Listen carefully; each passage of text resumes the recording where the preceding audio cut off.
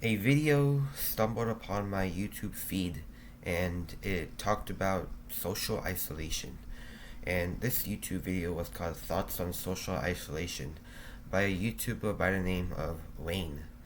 And I feel like when I watched it, it's a very short video, like 4 minutes. This might be a longer video, but it really dived into like how social isolation can really affect a person, both negatively and positively, if you believe that or not. So when I watched the video, I actually took some notes. Well, I watched it first, like just water rubber, and then I took some notes, like watched it again, and I have it here so I can talk about it. I have like a reference, a guide, and I can actually just talk about it because whatever he said in that video, I actually felt some sort of connection to it. Now, I'm not really like him that big. Like I'm not maybe not as bad as him, but taking into context, I'm still in school, so I'm always like a peer there in front of a lot of people. So I'm basically forced to be social. But if it was me as an adult, I probably would be where he is in his shoes, having not really a lot of friends to hang out with because out of my 16 years, maybe even 17 years of living here, of being here, of existing here, I haven't, well, only maybe one time, but I haven't spent any time with a friend when it's just me. Usually, when I spend time with people outside of school, I'm usually with my parents. And if it's like another person who is the same age as me, most likely their parents are friends with my parents, so I'm forced to be friends with the child of my friend's parents, or my parents' friends. So that's kind of like what it is. I don't really have anyone to hang out with. I don't really have anyone to basically, who are excited to see me. I'm not so. I always spend time here indoors, and of course I do have friends. Like obviously I have friends. My parents' friends, and my parents as general. I also have some online friends. I also have some school friends, but they're not really school friends who would want to hang out that much with me. Who are always, hey Isaiah, want to go somewhere? I never got that text one time in my life. Maybe a few times, but usually I was busy. But I barely get it. And I'm pretty sure you watching this video, I'm pretty sure you always get messages from friends telling you, hey, you want to hang out? Hey, you want to do this? Hey, you want to do that? No, it just doesn't happen to me. And I think this video really does like dive in to like the goods and bads of being socially isolated and also social anxiety as a whole. So I think a few positive things about experiencing this, and God forbid I wish that upon you guys, but it's actually a way where I feel like you can actually hear what people are saying, or like what they truly think about you. I mean, he says it here. I actually quoted it.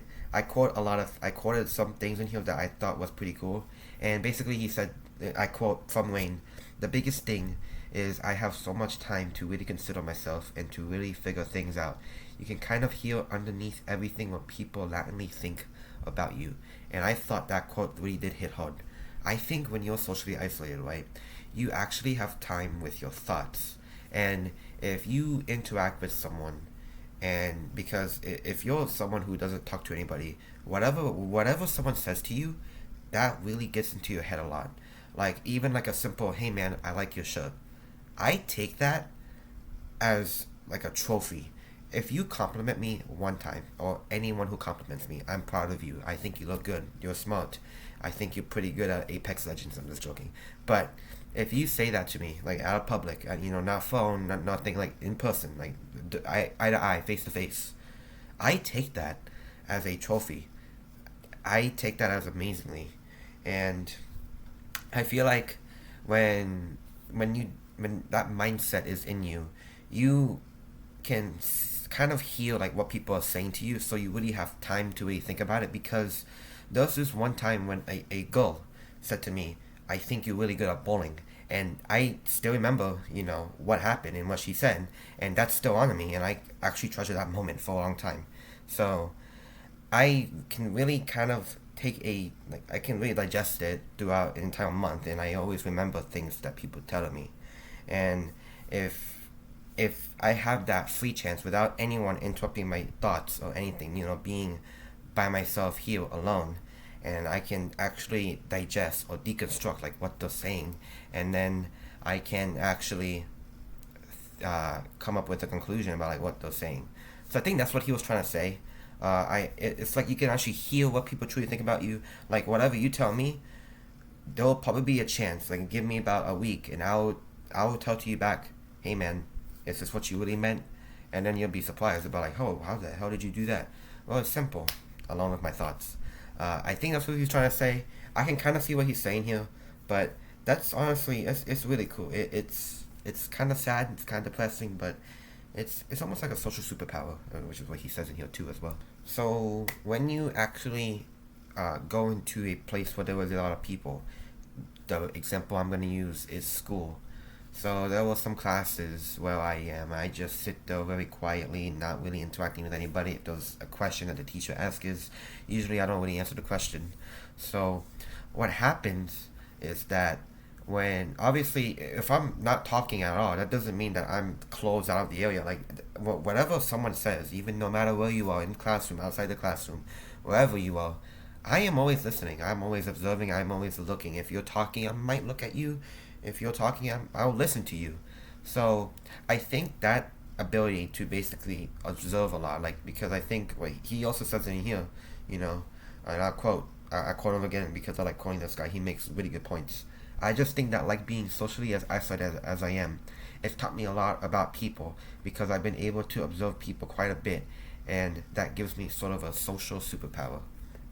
And yeah, when when you observe someone, right, and if there isn't really anyone to talk to you, the only thing that you can do is really observe people, what they're doing, what they're saying, what their face looks like, almost like a freaking anime where that one detective can like basically spot out clues and all that. That's kind of like what you can do. So if I can see what you do and what you look like when you talk, how you the tone of your voice, actual psychology crap, I can really honestly see what's going on, how you're feeling, what you're thinking. What are you really thinking about? Are you nervous? Are you shy? Are you scared? Are you happy about this? You know, it does a lot of things. And when you have that, you know, that detached perspective of that, it can really be a cool little like social superpower, which is what he says. Um, and when you actually, you know, if there is a chance where you actually become friends with someone and you get to have that chance where you get to hang out with a lot of people, you know how cool that would be? Reading people's emotions, reading people's what they look like, you know, observing them, seeing what, you know, just because like how they behave, how they look, how they sound, like that's cool. Actual social superpower.